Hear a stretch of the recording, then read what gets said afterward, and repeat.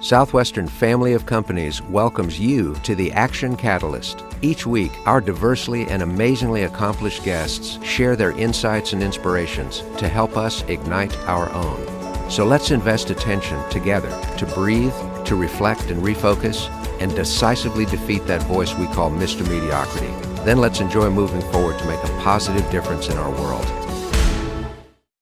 Hello, this is Dustin Hillis, CEO of Southwestern Family of Companies. Welcome to the Action Catalyst. Today we have Art Bell.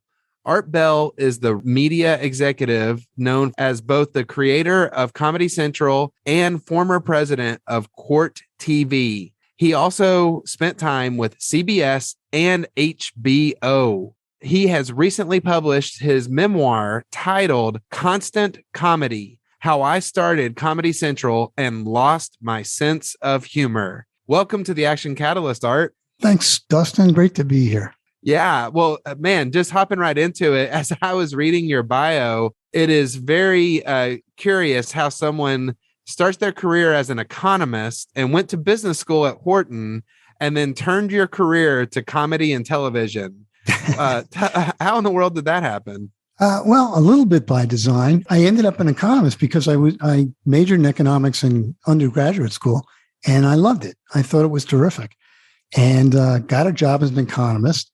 Worked there for 3 years, and then said, I don't want to be an economist.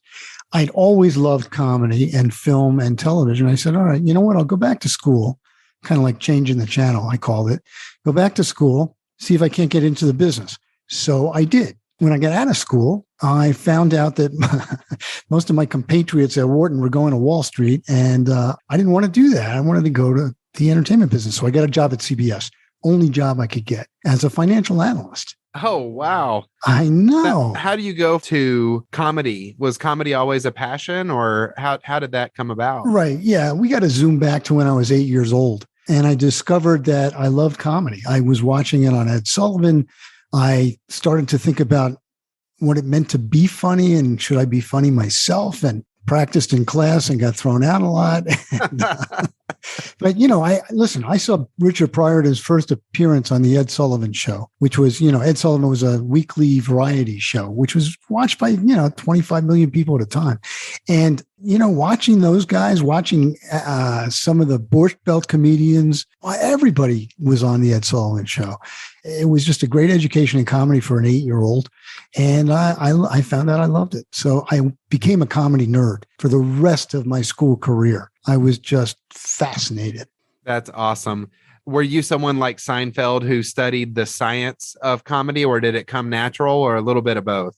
Well, I'm not sure you'd call what I did studying it. I did listen to, when I was in 6th or 7th grade, the albums coming out were George Carlin's album, which was a zillion seller.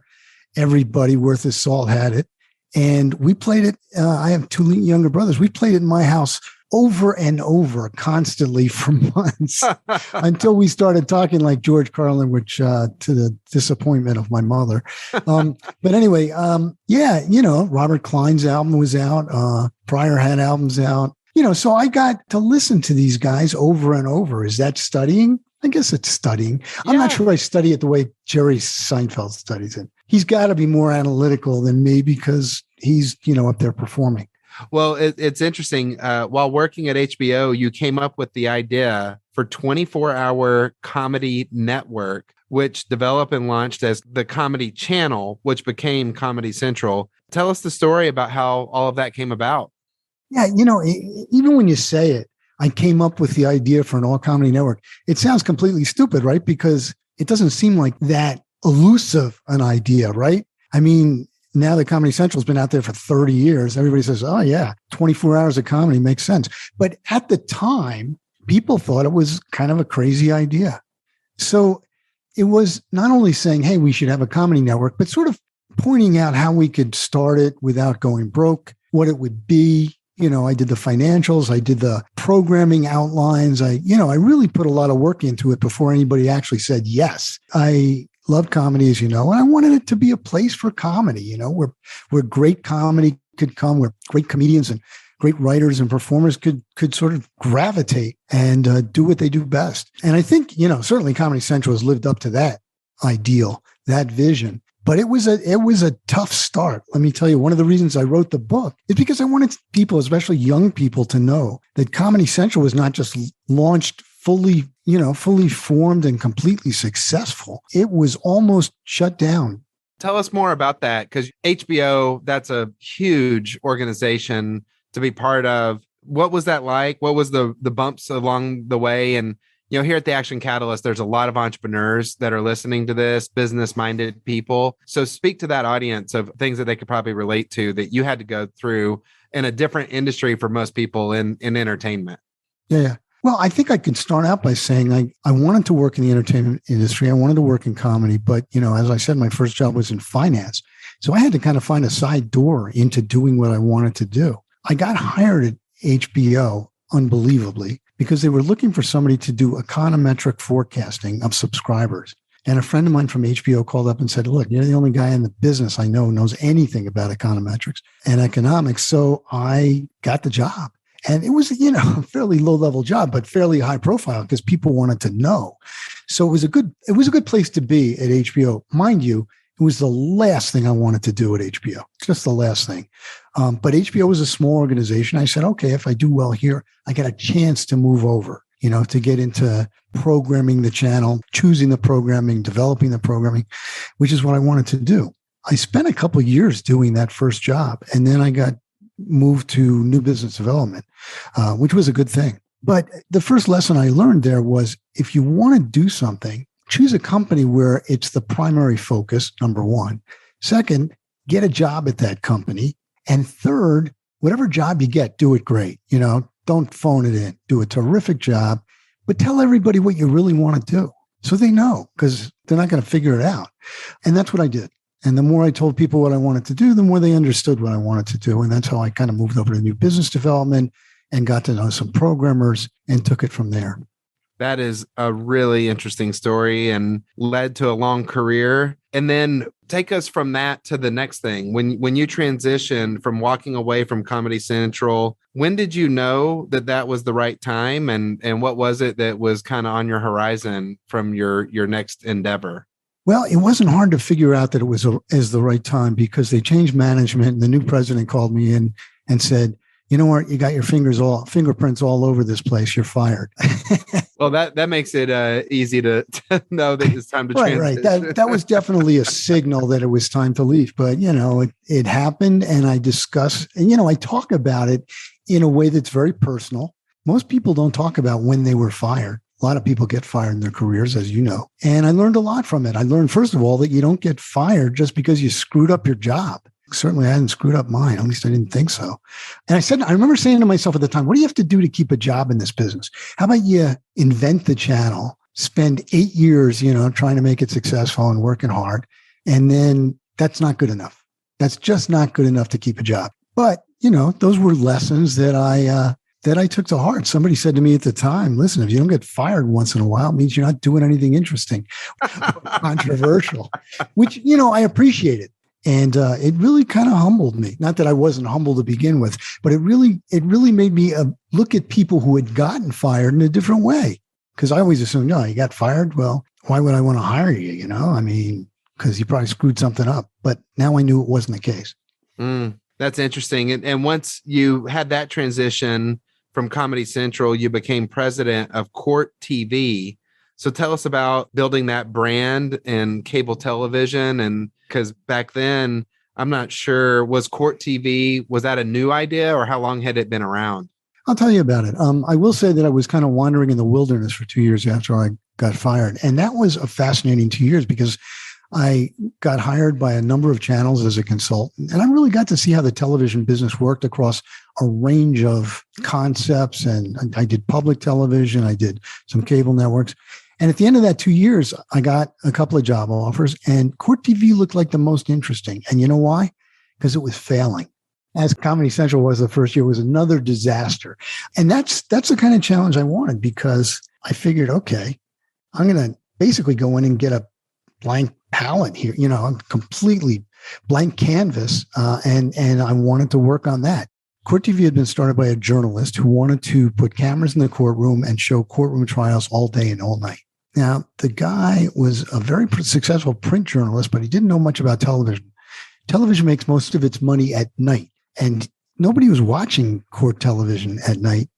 They were watching primetime television on HBO and the networks and all the other cable channels that were around then. So when I walked in, I instantly decided, okay, the thing to do is put in a primetime schedule that people are going to want to watch. Do courtroom trials during the day, and then do shows, documentaries actually, true crime at night. We developed Court TV as a home for true crime documentaries very early on. We had a hit called Forensic Files, which I think is still on the air. Really kind of looked at how science solved crimes. And then we did, lots of other similar shows. We did Psychic Detectives, which was copied on a dramatic show on CBS. But we did the real psychic detectives. We interviewed we had psychic detectives solving crimes on television. Like the actual people? It was the real people. guys? No, these were documentaries. They were hour documentary series, basically. And, we basically made the channel by expanding the boundaries of true crime in any way we could figure out how to do it. And we ended up, one of the top 10 or 15 most viewed cable channels. So we turned it around. They had 20 million subs. 8 years later, they had 85 million, and they were a top channel, and they got bought by Turner. So second time a channel got pulled out from under me. But, listen, I walked out with my head held high, and, I was very proud of what we did to turn the channel around. That is awesome. You have to have so many interesting projects, and it's probably hard to pick one of them. It's like saying which one's your favorite kid. But if you were to say, what was your favorite project that you just loved, what would you say? Oh, man, there are a lot of them. I'll go back to comedy. When we first started Comedy Channel, I mentioned that one of my heroes, one of my early comedy heroes was Robert Klein, right? It's rare to get the opportunity to meet your heroes, let alone work with them. But I wanted to do a show on the channel that was about classic comedy, and I'm talking classic. I'm talking Silence. I'm talking Buster Keaton and Charlie Chaplin and those guys, Fatty Arbuckle. So we put together a show. We got a writer, and we got Robert Klein to narrate it. And so I spent endless hours in the booth as Robert Klein was narrating the show, watching, the antics of all these great old comedians. And Klein loved them. I mean, he was just as taken with the whole thing as I was. And so he did a great job of narrating. And, we got to be buddies for a while. And it was really, really a fun time. And I'm really proud of that. I'm really proud of that project. It was, again, probably not the most watched thing on Comedy Channel or Comedy Central. But if you want to introduce your kids to comedy, to great slapstick comedy, show them some Buster Keaton. It'll just send shivers up your spine, what that guy's doing to make people laugh. I love that. Well, so on the other side of it, if you were to say your least favorite project or the project that crashed and burned the most wildly successfully crash and burn, what would you say that would be? Okay, so now we're going to go way past Court TV. I went back to consulting. I started a consulting group with a couple of guys, and we grew and we got clients. One of our clients was Panasonic, and they were about to introduce a new television that had, wait for it, 3D capability, but there was no 3D television programming available, not very much. And so they had to first of all find it, and then they had to put it together in some kind of a channel.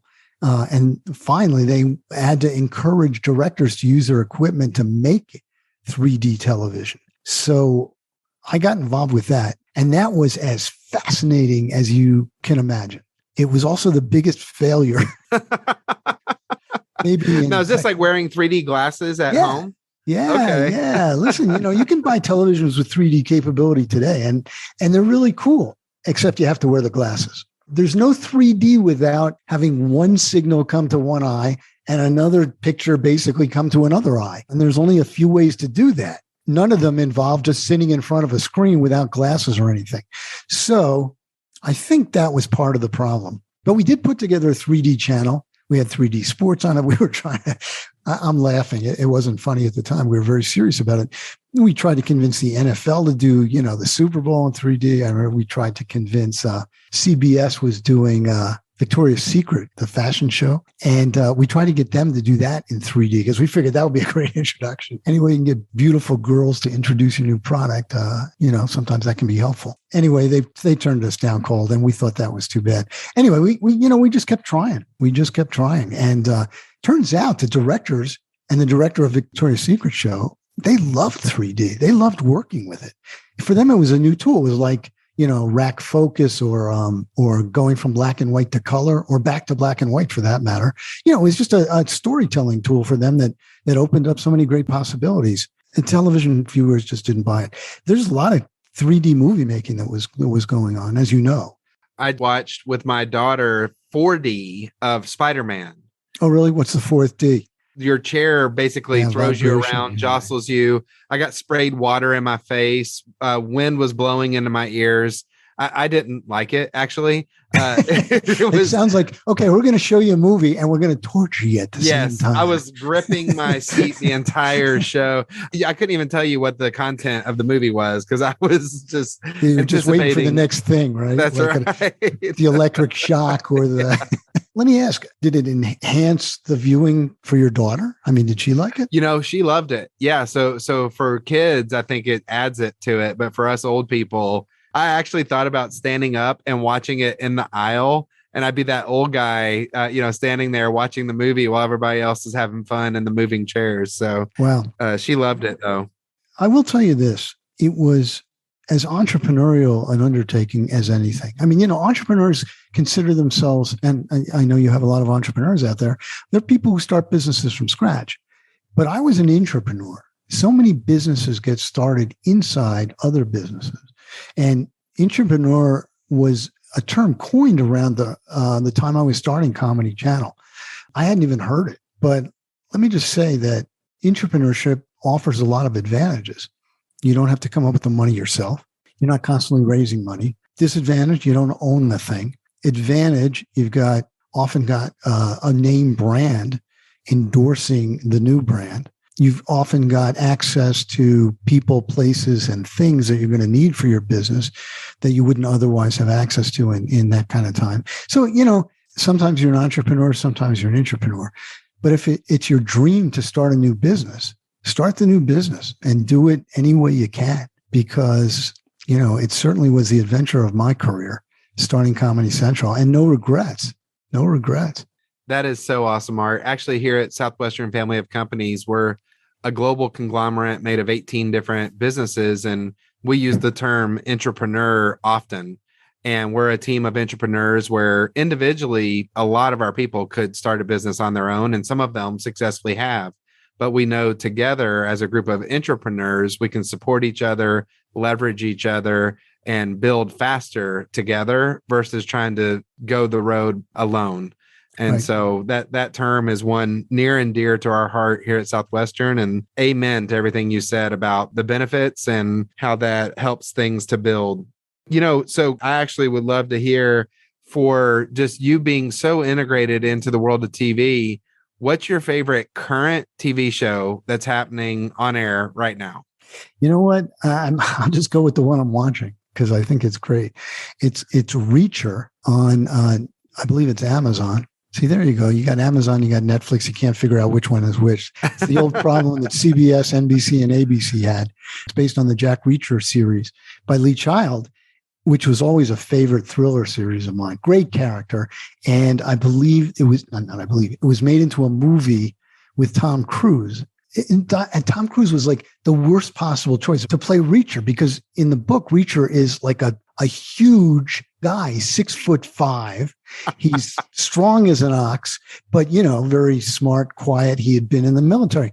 So this time we turn on the channel. There's this guy and he looks exactly like you'd picture Jack Reacher. And the series is so beautifully written. It just really absorbed the book. Getting from a book to television is hard. That's awesome.